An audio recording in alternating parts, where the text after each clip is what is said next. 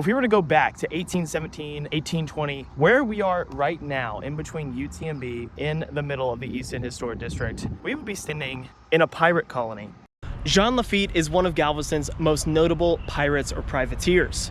In Jean Lafitte's pirate haven, there were over 1,000 pirates living on the island, mainly in this area. Lafitte named his pirate colony Campeche. Now on this tour, please make sure not to go onto this property. It is private property. But Jean Lafitte was not the only pirate or privateer on Galveston Island.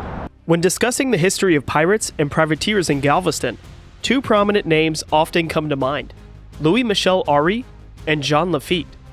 Jean Lafitte's role on Galveston Island usually overshadows Louis Michel Aury's, as Jean Lafitte was the longest reigning and final pirate to control Galveston Island. These historical figures played crucial roles in shaping the island's identity as a haven for pirates and privateers in the early 19th century. Louis Michel Aury, born in Paris in 1788, started his maritime career by serving in the French Navy and privateer ships.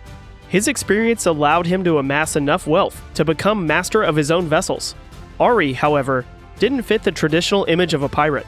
He was, in fact, a privateer, sanctioned by recognized governments to attack ships belonging to enemy nations. These individuals were often referred to as pirates with papers. Aury's privateering activities primarily targeted Spanish shipping, motivated by a desire to free Mexico from Spanish rule. In September 1816, Aury arrived in Galveston, marking the first establishment of a privateer government on the island. He established a settlement on the eastern end of Galveston Island and commanded 8 ships as well as cannon batteries. His conquest in the Gulf included capturing Spanish galleons and reselling their cargo of enslaved people in Louisiana, and then sharing the profits with his men. The enslaved people would be brought to Galveston and then shipped by land to Louisiana. The importation of enslaved people from other countries was made illegal in the United States in 1808, but the domestic slave trade in the southern United States was strong. The enslaved people who were captured at sea would be brought back to Galveston and then shipped by land to Louisiana to either be turned in for a bounty at a customs house or sold at an open slave market with forged documents, a business model that would soon be repeated by Jean Lafitte only a few years later. Enslaved people were not the only cargo that Aury would capture. Like any pirate or privateer, they would take anything of value. Aury's control of the island was challenged when revolutionist Francisco Javier Mina arrived on Galveston Island in November 1816 with about 140 officers and men. Initially at odds, Aury and Mina eventually worked together to undermine Spain's control of the region. Their forces grew to around 300 soldiers and a dozen ships, leaving a skeleton crew on the island. Upon returning, he found that Jean and Pierre Lafitte had taken control of the island, and he was unable to regain his position. Jean and Pierre Lafitte, the most well-known of the Galveston pirates, had been kicked out of Louisiana for their smuggling and piracy activities. And although Jean Lafitte assisted the U.S. government in defeating the British during the War of 1812, the Louisiana and United States government had had enough, forcing the brothers to take their operation elsewhere.